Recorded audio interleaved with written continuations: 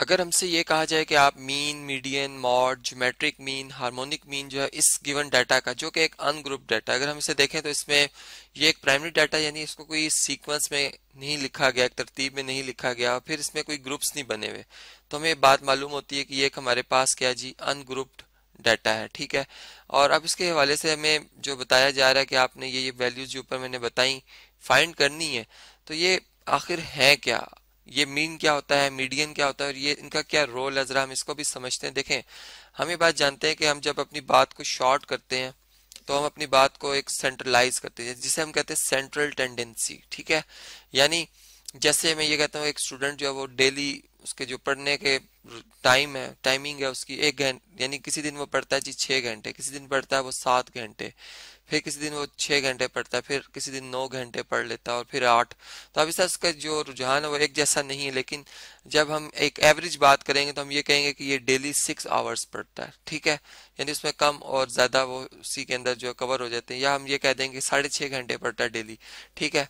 तो अब ये सेंट्रल टेंडेंसी किस किस तरीके से की जा सकती है, इसमें हमारे पास जो मीन है, सबसे पहले ये एक हमारे पास टेक्निक है जिसे हम अरिथमेटिक मीन कहते हैं। ठीक है। ए डॉट एम से हम इसे जाहिर करते हैं, और इसके लिए सिंबल जो यूज करते हैं जी एक्स बार, और इसका पर्पज यही होता है कि हम डाटा की जो वैल्यूज हैं उनको सेंट्रलाइज कर सकें। यानी इसमें फॉर एग्जांपल जो ज्यादातर डाटा आता है, जैसे बच्चों के मार्क्स आ गए, ठीक है, या वेट है बच्चों का, या कोई भी वेट है हमारे पास, ठीक है, इसी हिसाब से हाइट्स के हवाले से हम बात करेंगे, टेम्परेचर के बारे हवाले से हम बात करेंगे। ठीक है। तो ये हमारे पास जो है वो, यानी जिनकी एवरेज हम ज्यादातर जो लेते हैं, और अपनी आम लाइफ में भी हम देखते हैं कि हम इन्हीं जो मेजरमेंट्स के लिए अरिथमेटिक मीन जो फाइंड करते हैं। अब इसका क्या तरीका है अरिथमेटिक मीन का, इसको भी हम समझेंगे अभी कि इस डाटा के लिए अरिथमेटिक मीन कैसे कैलकुलेट होता है। ऐसे ही अगर हम मीडियन की बात करें तो मीडियन भी एक हमारे पास एवरेज, यानी सेंट्रल टेंडेंसी जो बेसिकली एवरेज, जैसे मैंने कहा कि करने के बात को कहा जाता है, तो एवरेज के लिए हम एक और जो टेक्निक यूज करेंगे वो हमारे पास होगी जी मीडियन। अब मीडियन जो वैल्यू होती है वो बेसिकली डाटा की वो वैल्यू होती है जो कि 50% डाटा इससे बिफोर होना चाहिए। ठीक है। और यहाँ पे अगर मीडियन वैल्यू आ रही, जिसको कि हम जो है एक सिंबल है जी एक्स, और इसके ऊपर इस तरह से कर्व बना दिया जाता है, और 50% डाटा इससे आगे होना चाहिए, नहीं आफ्टर होना चाहिए, तो फिर हम ये कहते हैं कि ये हमारे पास क्या जी मीडियन है। फिर इसके बाद जो हमारे पास नेक्स्ट बात आती है वो मॉड की आती है। यानी मॉड क्या जी, अगर हम मॉड को समझें तो मॉड बेसिकली जो है हमारे पास वो रिपीटेड वैल्यू होती है, जो कि बहुत दफा डाटा में रिपीट हो रही हो। ठीक है। रिपीटिंग फ्रीक्वेंटली या मोस्टली। ठीक है। जो बहुत दफा आ रही होगी उसी को हम कहेंगे कि ये इस डाटा का क्या है जी मॉड है। जैसे मैं कहता हूँ कि अगर मैं डाटा के हवाले से नहीं, क्वालिटेटिव डाटा के हवाले से मैं कहता हूँ, एक बंदा जो कि बहुत ज्यादा जो है वो पैंट शर्ट्स पहनता है, तो उसके बारे में एक ख्याल बन जाता है, एक राय बन जाती है, एक स्टेटमेंट कि ये पैंट शर्ट ही पहनता है। बीच में मुख्तलिफ औकात में वो कमीज शलवार भी पहनता होगा, लेकिन हम ये कहते हैं कि वो, या फिर हम अगर डाटा के हवाले से जब बात करते हैं तो हम यूँ कहते हैं कि अगर एक डाटा में हमारे पास ये टू टू है और बाकी वैल्यूज मुख्तलिफ आ रही हैं, ठीक है, जो वैल्यू सबसे ज्यादा रिपीट करी होगी हम कहेंगे कि यही हमारे पास जो है वो क्या जी इसका मॉड है। यानी जो जो सबसे ज्यादा रिपीट करी होगी हम इसी को उसका मॉड कह देंगे। इसी तरह हमारे पास जो है ज्योमेट्रिक मीन जो है, हम इसके कंसेप्ट को समझते हैं कि ज्योमेट्रिक मीन क्या होता है। बेसिकली ज्योमेट्रिक मीन जो होता है वो हमारे पास जो जितनी ऑब्जर्वेशंस होती हैं, ठीक है, जैसे ये हमारे पास ऑब्जर्वेशंस है, इन तमाम का प्रोडक्ट लिया जाएगा, आपस में इनको मल्टीप्लाई किया जाएगा, और फिर इनकी जितनी तादाद है उतना रूट ले लिया जाता है। ठीक है। जैसे 8 है तो 8 रूट ले लिया जाएगा, यानी हम देखेंगे किस नंबर की पावर 8 लेने से ये नंबर आता है, जिन जो इनका प्रोडक्ट बनता है, तो वो एक छोटा नंबर ही होगा। तो जारी बात है कि हम वो भी एक हमारे पास जो एक टेक्निक है एवरेज फाइंड करने की, जो कि अरिथमेटिक मीन की निस्बत ज्यादा अच्छा जवाब देती है। यानी इसका जवाब जो है अरिथमेटिक मीन की निस्बत थोड़ा कम आता है। और इसके बाद अगर हार्मोनिक मीन की बात की जाए तो ये भी हमारे पास इस तरह से होता है कि हम तमाम टर्म्स का रेसिप्रोकल करते हैं, और फिर इनका सम करके इनकी, यानी इनके इनकी जो कुल तादाद है उससे इनके जो रेसिप्रोकल्स का सम है उसको डिवाइड करके इसको हासिल कर लेते हैं। तो ये हमारे पास वैल्यूज आती है जिसे हम हार्मोनिक मीन कहते हैं। ये बेसिकली ये दोनों जो वैल्यूज हैं ये अरिथमेटिक मीन की निस्बत ज्यादा बेहतर होती है, क्योंकि अरिथमेटिक मीन में आप तमाम वैल्यूज को ऐड कर रहे होते हो, और उसमें कोई बहुत बड़ी वैल्यू हो तो वो उसमें ही ऐड होकर उस पूरे डाटा की जो एवरेज है उसको तब्दील कर देती है। ठीक है। जबकि हार्मोनिक मीन जो है वो जो सबसे बड़ी वैल्यू थी, सब फर्ज करें 3000, तो इसको सबसे छोटी वैल्यू में कन्वर्ट कर देगा, ठीक है। यानी जो एक बड़ी वैल्यू का इफेक्ट उस पूरे डाटा पे पड़ने वाला था, ये उसको क्या कर देता है, कम कर देता है। तो ये एक हमारे पास टेक्निक है। अब हम इनको जल्दी जल्दी फाइंड करते हैं। सबसे पहले अरिथमेटिक मीन के हवाले से मैं बात करता हूँ, जिसे मैंने डॉट एम से जाहिर किया था। तो इन तमाम ऑब्जर्वेशंस का अगर हम सम करें, ठीक है, वो मैंने कैलकुलेट किया हुआ है और इसको हमने डिवाइड करना है इनकी कुल तादाद से, तो ये हमारे पास 40 बनता है, ठीक है। जबकि इनमें कुल तादाद जो हमारे पास है वो 8 है। तो हम ये कहेंगे कि इस डाटा की जो एवरेज अरिथमेटिक मीन की वैल्यू वो हमारे पास कितनी आ रही है जी, 5 आ रही है, ठीक है। ये हमने इस तरह से कैलकुलेट कर लिया।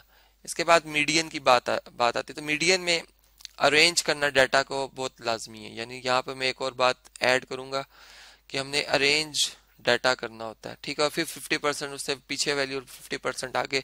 तो सबसे छोटी वैल्यूज को सबसे पहले हम लिखते हैं, जैसा 3 3 3, ठीक है। इसके बाद 4 की बारी है, फिर इसके बाद 5 आ रहा है, 6 आ रहा है, ठीक है। इसके बाद जो है वो 8 आ रहा है 2 दफा। अब काउंट करें तो 3 और 3 6 और 2 8 बनते हैं।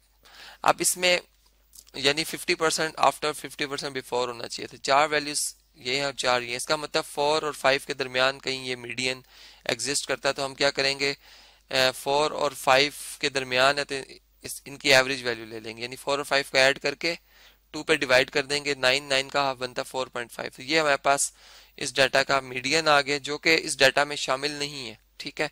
ये बात याद रहे। यहाँ पर हमने कैलकुलेट किया जी मीडियन को, यहाँ पर हमने कैलकुलेट किया मीन को, ठीक है। इसी तरह अब हम मॉड की अगर बात करें तो मॉड वो वैल्यू होती है जो कि मोस्ट रिपीटेड वैल्यू होती है डाटा की। तो इसमें हम देख रहे हैं कि जो सबसे ज्यादा रिपीट कर रही है वो 3 कर रही है, तो 3 इस डाटा का मॉड बन जाएगा, ठीक है।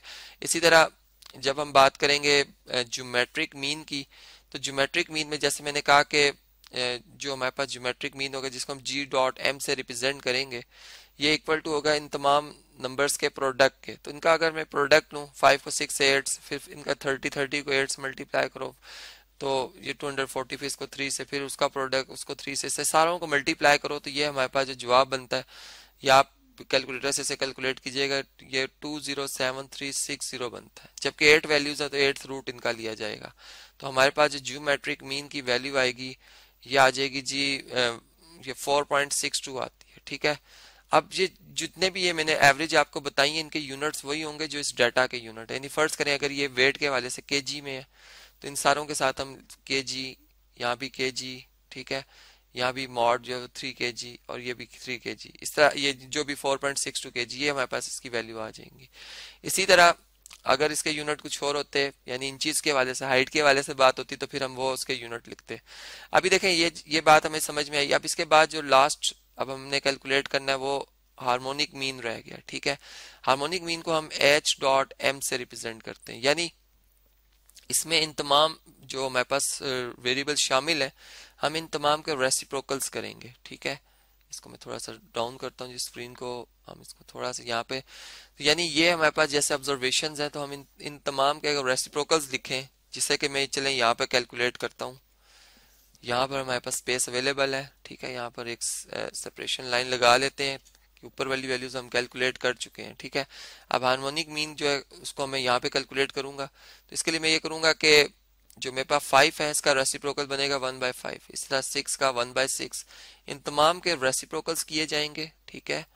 यानी ये बन जाएगा 1/3, ठीक है। ये हमारे पास इस तरह 1/3, ये बन जाएगा 1/4, 8 बन जाएगा 1/8, और इसी तरह चलें इसको लिखते हैं जी, और इस तरह ये हमारे पास बन जाएगा 1/3, और इन तमाम का सम किया जाएगा, ठीक है, तमाम रेसिप्रोकल्स का। यानी अगर ये x था तो ये तमाम वैल्यूज मेरे पास 1/x है, इनका सम अगर हम करें तो ये मैंने कैलकुलेट किया था 1.87 बनता है। आप इसे कैलकुलेट करेंगे और फिर इनकी कुल तादाद जो है वो 8 है, ठीक है।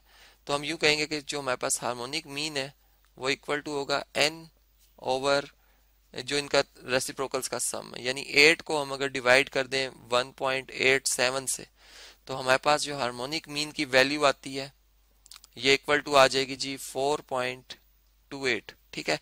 और इसके भी यूनिट वही होंगे केजीज में। हमने यहाँ पे एक बात देखी कि हार्मोनिक मीन सबसे कम वैल्यू दे रहा है, ज्योमेट्रिक मीन उससे बड़ी वैल्यू दे रहा है, जबकि अरिथमेटिक मीन सबसे बड़ी वैल्यू दे रहा है। तो इस तरह से ये हमने समझा कि सेंट्रल टेंडेंसी क्या होता है और कैसे इसे मेजर किया जा सकता है।